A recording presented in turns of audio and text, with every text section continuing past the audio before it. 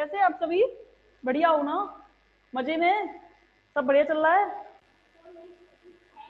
है ही नहीं अभी ऐड। अच्छी कहीं वहां तो ऐड नहीं होगा उस वाली आईडी पे?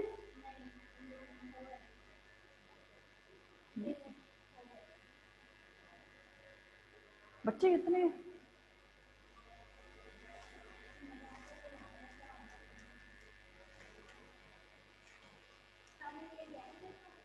क्या खैरियत? कैसे हो भाई? बढ़िया हो? मजे में ना सब? बढ़िया। चलो एक चलते हैं अब आगे एक बहुत ही इंपॉर्टेंट टॉपिक की ओर, जिसमें से क्वेश्चन चाहे कहीं से आए ना आए यहां से आना है। अवकलित व समाकलित वेग समीकरण।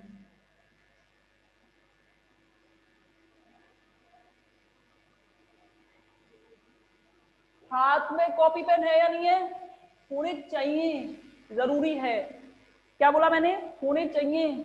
ऐसे मत करना कि अपने कॉपी किताब लेके बैठो ही नहीं, ये गलती मत करना भाई। क्या पब्लिकेशन के बुक? अरे बुक कोई सी पढ़ लो, सीबीएच पढ़ लो, जेपीएच पढ़ लो, जो मिल जाए वो पढ़ लो, सब सेम है, कोई चेंज नहीं है, सारा मैटर सेम है, कोई फर्क नहीं पड़ता। नोट्स पढ़ लेना। नोट्स पढ़ लिए इट मीन्स आपने ये मान लो कि एक भी क्वेश्चन नहीं छूटेगा, ये मेरा प्रॉमिस है आपसे। नोट्स पढ़ जाना, जितना मैं कराऊं बस उतना पढ़ जाना। क्वेश्चन की तो मतलब है, एक्स्ट्रा पढ़ना है तो बहुत अच्छी बात है, ले लेना कोई सी बुक। सीबीएच की लेना बेटर है, मिल जाए तो। जेपीएच की भी ले सकते हैं, कोई फर्क नहीं पड़ता। मैंने सीबीएच की पढ़ी है, मैं सीबीएच से ही पढ़ाती हूँ।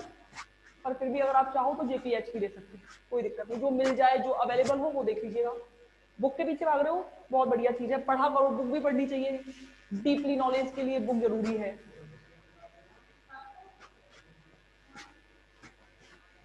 क्या हुआ? देखना। चले, सबसे पहले मैडम शून्य कोटि की अभिक्रिया कराइए तो लो। डेफिनेशन क्या होगी? शून्य कोटि की अभिक्रिया की डेफिनेशन बताओ मुझे। शून्य कोटि की डेफिनेशन की अभिक्रियाएं बताओ मुझे।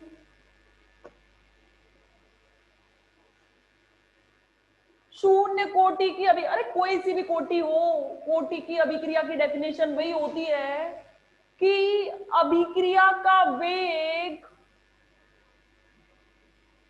अभिक्रिया का वेग क्या अभिकारक की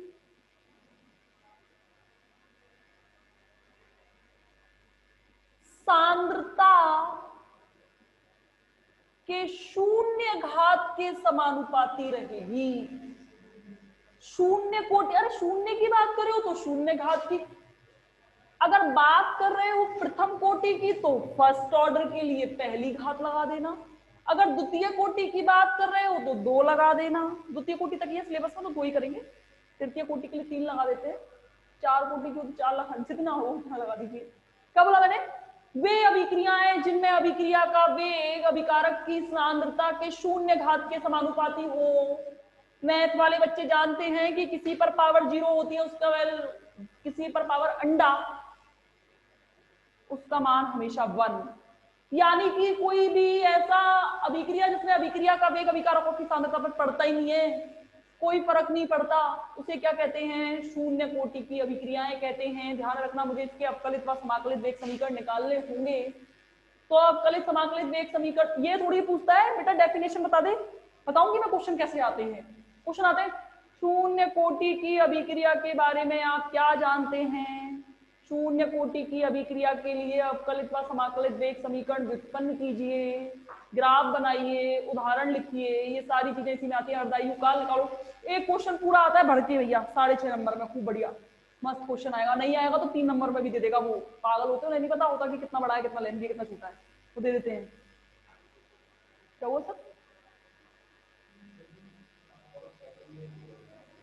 अच्छा देखना, मैंने बोला अभिक्रिया का वेग अभिकारक की सांद्रता के शून्य घात के समानुपाती है, शून्य कोटि की अभिक्रिया कहलाएगी। माना मैंने अभिक्रिया ले ली, माना अभिक्रिया ए से कोई उत्पाद बना रही हूं मैं, यही मेरा काम रहेगा हर बार, ध्यान रखना। t बराबर 0 समय पर जब अभिक्रिया प्रारंभ नहीं हुई, माना ए के ए मोल हैं, किसके, ए के ए मोल है, तो उत्पाद के तो 0 मोल बनेंगे कि नहीं बनेंगे, बताओ बताओ। ए के ए मोल है, उत्पाद के 0 मोल बनेंगे। थोड़ा टाइम निकला, थोड़ा समय निकला, माना इसके x मोल परिवर्तित हो गए, तो यहाँ x मोल ही तो बनेंगे कि नहीं बनेंगे।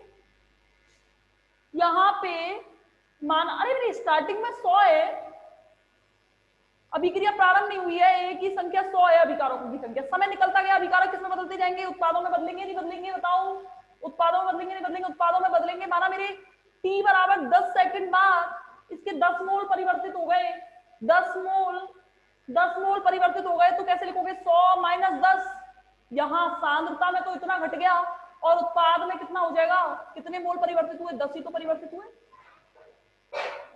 ठीक है। अभिक्रिया वेग नियम से, फ्रॉम रेट लॉ, ये निकालना सीख लेना, ना आए तो पूछ लेना। वेग नियम से क्या होता है बच्चा, वेग नियम, madam R is directly proportional to A की कंसंट्रेशन, यही तो होता था। द्रव्यानुपाती क्रिया नियम क्या होता था, अभिक्रिया का वेग हमेशा समानुपाती किसके होगा, अभिकारकों की सांद्रता के। आर बराबर क्या होता था, dx ओवर dt होता था कि नहीं होता था, डायरेक्टली प्रोपोर्शनल। डायरेक्टली प्रोपोर्शनल बच्चों देखना, ये क्या है, अभिकारक की सांद्रता, तो अभिकारक की सांद्रता क्या हो गई, a माइनस एक्स, होगी या नहीं होगी बताओ। यहां से समानुपाती का चिन्ह हटाओगे, समानुपाती का चिन्ह हटाओगे तो क्या आएगा, k आएगा, कोई स्थिरांक, मैंने इसको k0 दे दिया है। जब शून्य कोटि की बात कर रही हूं तो k0, प्रथम कोटि की बात करूंगी तो k1, द्वितीय कोटि की बात करूंगी तो k2, ध्यान रखना k0।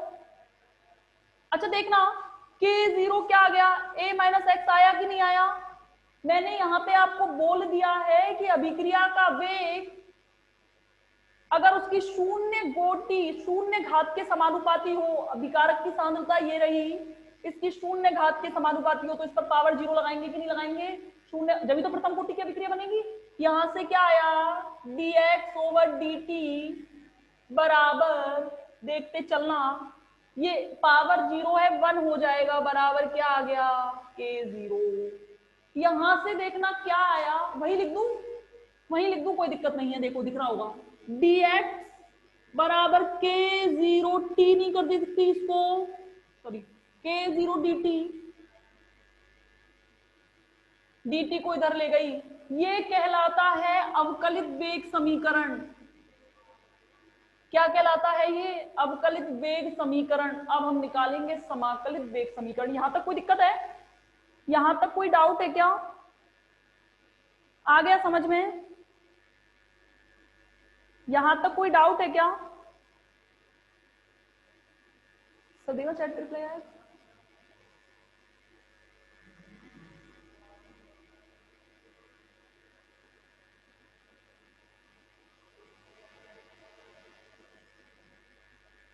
यहां तक कोई दिक्कत है क्या, अरे एक बार तो रिप्लाई बता दो, पढ़े हैं ये सब, यहां तक कोई दिक्कत है।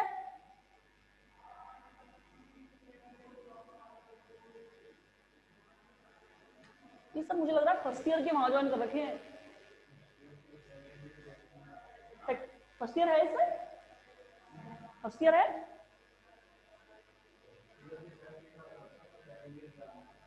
मैं वही तो कह रही हूँ, क्लास चेंज हुई बच्चों को बताएंगे। आप सेकंड ईयर के हो, कितने स्टूडेंट सेकंड ईयर के हैं, कितने स्टूडेंट, अरे मैं वैसे पढ़ा रही हूँ क्या, पता चला फर्स्ट ईयर आएंगी।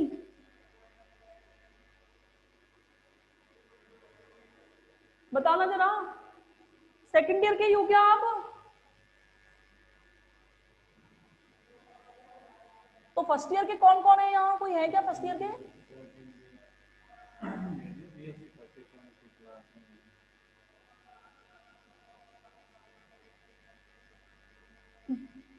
सेकंड फर्स्ट ईयर का कोई है कि नहीं यहाँ, फर्स्ट फर्स्ट ईयर का कोई है या नहीं यहाँ? फर्स्ट ईयर का, अरे एक बार बोलो फर्स्ट ईयर का कोई है कि नहीं यहाँ? अरे सर ये एकदम से चेंज क्यों किया? बच्चे वहां ज्वाइन कर रखे होंगे फर्स्ट ईयर के।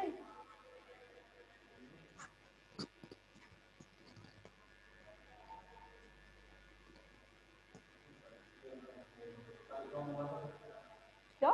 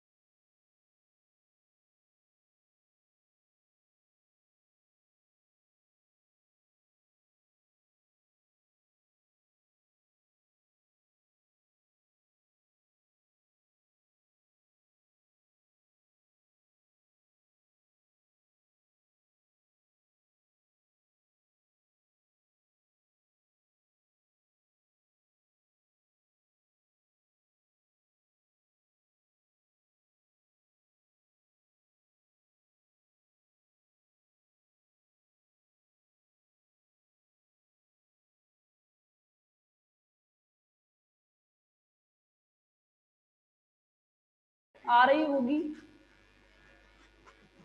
आप ही लोग फर्स्ट ईयर के बच्चे जो है सेकंड ईयर का बताता है।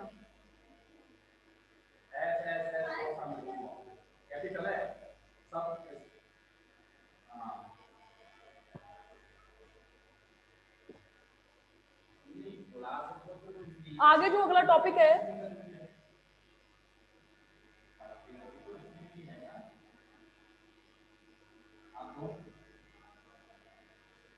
या तो एक काम करना,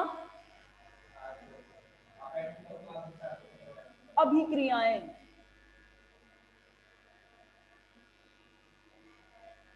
ठीक है। अभिक्रियाएं मतलब एक तो हम पढ़ेंगे जीरो ऑर्डर की, एक पढ़ेंगे फर्स्ट ऑर्डर की और एक पढ़ेंगे सेकंड ऑर्डर की। यानी कि एक तो पढ़ेंगे शून्य कोटि की अभिक्रिया, एक पढ़ेंगे प्रथम कोटि की अभिक्रिया और एक पढ़ेंगे द्वितीय कोटि की अभिक्रिया। तीन ही आपके सिलेबस में, तो तीन ही करेंगे। देखते चलना, स्टार्टिंग कर रही हूं। मतलब इन सब के अभिक्रियाओं के अवकलित व समाकलित वेग समीकरण पेपर में आते हैं। अवकलित व समाकलित वेग समीकरण,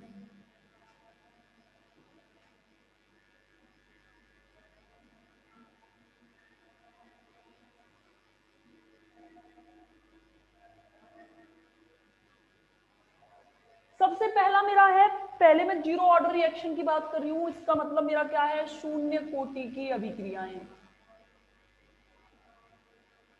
पहला मेरा है शून्य कोटि की अभिक्रियाएं।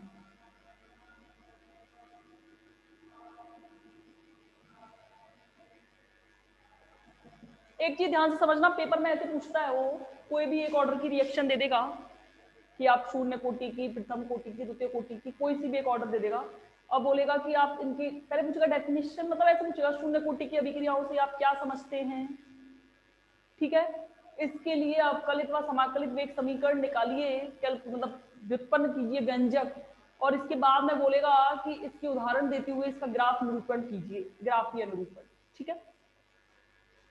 अच्छा, मैं चल रही हूँ शून्य कोटि की अभिक्रियाओं की तरफ। तो ध्यान से समझना, क्या डेफिनेशन है शून्य कोटि की अभिक्रिया की। किसी भी अभिक्रियाओं की कोटि की कोटि की क्या परिभाषा थी, कोटि की परिभाषा थी कि जब अभिक्रिया का वेग, अभिक्रिया का वेग अभिकारकों की सांद्रता के सीधे समानुपाती हो जाए,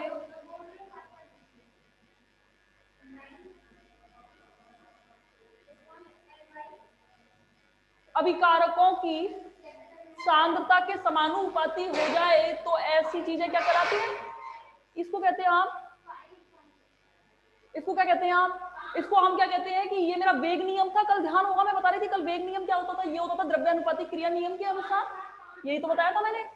अब देखना, अब मुझे शून्य कोटि की अभिक्रिया की डेफिनेशन देनी है, तो ध्यान रखो, वे अभिक्रियाएं जिनमें अभिक्रिया का वेग अभिकारकों की सांद्रता के शून्य घात के समानुपाती, किसके, वह अभिक्रियाएं जिनमें अभिक्रिया का वेग अभिकारकों की सांद्रता के शून्य घात के समानुपाती होगा, ऐसी अभिक्रियाएं शून्य कोटि की अभिक्रियाएं कहलाती हैं।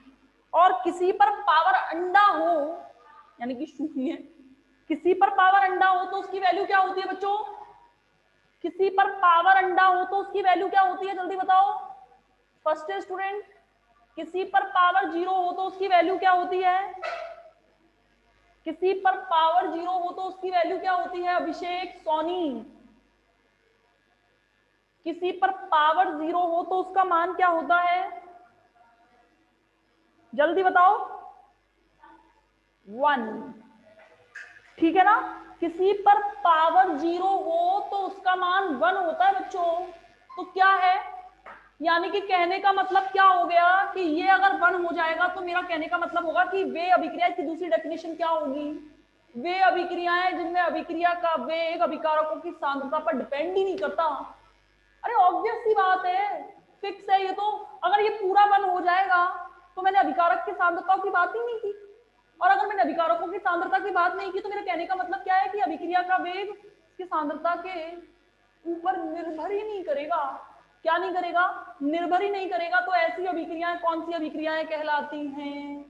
शून्य कोटि की अभिक्रियाएं कहलाती हैं। कौन सी? शून्य कोटि की अभिक्रियाएं कहलाती हैं। अब मुझे कैलकुलेट करना है अवकलित व समाकलित वेग समीकरण, तो जरा याद करो कुर्बानी। अरे नॉर्मल सी बात है, रिएक्शन की बात करनी पड़ेगी। ए से मैंने क्या बनाया? उत्पाद बना दिया। मुझे अब आप ये मत कहना मैडम ए से तो उत्पाद लिख रही हूँ, कुछ लिखो तो सही। उत्पाद से मेरा मतलब क्या है? मेरा मतलब तो अभिकारकों की सांद्रता से है, द्रव्यानुपातिक क्रिया नियम के अनुसार। अगर मैं ये कहूं T बराबर 0 समय पर इसकी सांद्रता A है, तो इस उत्पाद कोई बनेगा कि नहीं बनेगा? कोई नहीं बनेगा, अंडा बनेगा। बना दिया मैंने अंडा। अब देखो T बराबर T समय पर, T समय मतलब मर्जी वो बोले लो, 10 मिनट, 20 मिनट, 25 मिनट, 40 मिनट, जितना है। T बराबर T समय पर देखना, माना इसके x मोल कन्वर्ट हो गए तो इसमें से x घटेगा कि नहीं घटेगा? और ये यहाँ x मोल बनेंगे कि नहीं बनेंगे? दिमाग लगाने की ज्यादा जरूरत नहीं है, दिमाग को बचा के रखो, काम आएगा बाद में। ये देखो स्टार्टिंग में मैंने अभिकारक माना कोई संख्या ली है 100, समझ में आ गई? मैंने क्या लिए? 100 लिए हैं स्टार्टिंग में, कोई चीज, कोई भी अभिकारक ले लिया है जिसकी वैल्यू मैंने 100 ले ली है। तो देखना अगर माना मेरा ये t बराबर 0 समय पर तो ये 100 ही रहेंगे, लेकिन जैसे जैसे समय निकलता जाएगा 10 second, 20 second, 40 second, 60 second, 80 second, जैसे जैसे समय निकलता जाएगा ये कम होते चले जाएंगे और उत्पाद बनेंगे। माना ये कम हो रहे हैं 10, ये माना कितनी कम हो रहे हैं? 10 कम हो रहे हैं, तो जरा बताना उत्पादों में क्या 10 नहीं बनेंगे?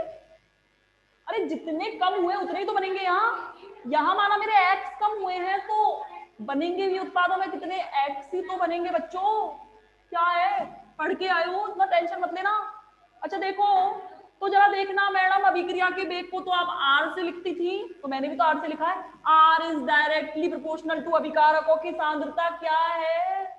a माइनस एक्स, पर पावर 0 तो लगानी पड़ेगी क्योंकि शून्य कोटि की अभिक्रिया की बात कर रहे हो आप। R की वैल्यू क्या होती थी मैडम? R की वैल्यू तो आपने dx ओवर dt बताई थी, याद होगा। बराबर मैडम a माइनस एक्स, तो a माइनस एक्स तो 1 होता है, तो मैंने कब का नहीं होता लो 1 कर दिया मैंने। डायरेक्टली प्रोपोर्शनल के चिन्ह को हटाओगे तो बराबर आएगा कि नहीं आएगा? और कोई एक कांस्टेंट ले लिया k0, अरे मर्जी है, मैंने k0 लिया है, आपका मन है कि नहीं मैं p0 लूंगा तो p0 ले लो, कोई फर्क नहीं पड़ता। पर कांस्टेंट को एक्चुअली k के फॉर्म में लिखते हैं और 0 मैंने इसलिए लिखा है क्योंकि शून्य कोटि की अभिक्रियाओं की बात कर रही हूँ। k0 यहां से बच्चों ये जो समीकरण है ये इसका अवकलित समीकरण कहलाता है, डिफरेंशियल इक्वेशन कहते हैं इसे। शून्य कोटि निकाल लिया मैंने, समाकलित भी तो निकालना है, ये अवकलन रूप कहलाता है। अवकलित रूप, अब मुझे समाकलित रूप निकालना है, तो जरा देखना dx बराबर इस dt को इधर ले जा रही हूं, दोनों ओर समाकलन कर दीजिए। किसी को इस समाकलन का चिन्ह ऐसे क्यों बनाते हैं, थ्योरी पता है कि नहीं पता है कि इसके ऊपर कौन काम करता है? क्या कोई पुरानी प्राचीन बातें सुनी है किसी ने? क्योंकि अभी तो शायद मेरे हिसाब से आपने नहीं सुना होगा कि ये समाकलन का चिन्ह ऐसे क्यों आता है। किसी ने बताया क्या 12th में बताया क्या? किसी ने बताओ कि समाकलन का चिन्ह ऐसे क्यों होता है? बताया क्या? चलो नहीं बताती फिर मैं, आप नहीं बोल रहे हो तो। देखना बहुत ध्यान से एक चीज समझा रही हूँ, इसका स्क्रीनशॉट यहां तक लेना चाहो तो यहां तक ले सकते हैं, मैं मिटाऊंगी फिर इसके बाद, मुझे ये वाला बोर्ड की आवश्यकता पड़ेगी।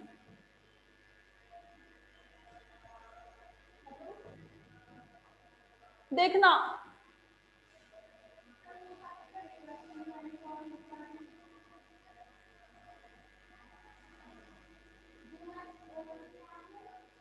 अच्छा चलो देखते हैं, एक चीज बता रही हूं मैं यहाँ पे, समाकलन कैसे करते हैं। बायोलॉजी वाले बच्चों नहीं पढ़े होंगे समाकलन, कभी सुना भी नहीं होगा। सुना नहीं है ना। समाकलन का मतलब एक्चुअली में टोटल होता है योग, किसी भी चीज का सब समेशन होता है। समेशन देखो एक्चुअली में हम जब भी किसी एक पर्टिकुलर, अच्छा इसको 1 इंटू dx लिख सकती हूँ कि नहीं लिख सकती। और ध्यान रखना जब भी मुझे इसका समाकलन, ध्यान से समझना मेरी बात, जब भी मुझे इसका समाकलन करना होगा तब मुझे जिसके रिस्पेक्ट में करना है तो एक का समाकलन हमेशा x आता है। जिसके सापेक्ष कर रहे हो केवल वही नंबर आ गया, ये होता है 1 का समाकलन। किसका समाकलन?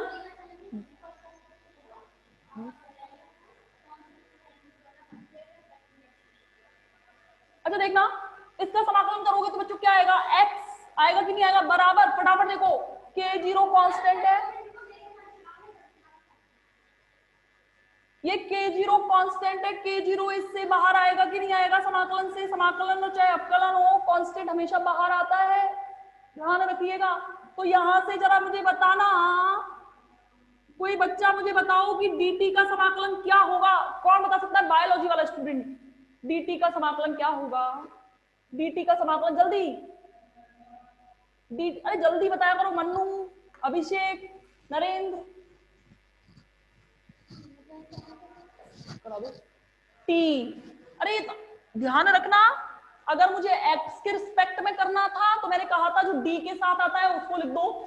अगर मुझे t के रिस्पेक्ट में करना है तो जो, अरे ये 1 इंटू डी तो हो गया। ध्यान रखना सारी कांस्टेंट वैल्यू बाहर आएंगी। समाकलन का चिन्ह ऐसा होता है, बायोलॉजी वाले बच्चे सुन लेना, dt के साथ 1 का मल्टीप्लाई हो रहा है कि नहीं हो रहा है। अगर dt के साथ 1 का मल्टीप्लाई हो रहा है तो 1 का समाकलन t के सापेक्ष t ही तो होगा। और अगर मैंने यहाँ सीमाएं नहीं लगाई हैं तो मैंने यहाँ इसको c दे दिया है। ध्यान रखना ये एक नियतांक है, जहां c एक नियतांक है बच्चों, c एक नियतांक है जिसे समाकलन नियतांक कहते हैं। क्या कहते हैं, समाकलन नियतांक कहते हैं। अब देखना मैं क्या कह रही हूं आपसे, इधर से देखना। अब मुझे क्या करना है, c का मान निकालना होगा। ये माना मेरा इक्वेशन फर्स्ट है। अगर मुझे c का मान निकालना है, एक बार रिजॉइन कर लेते हैं।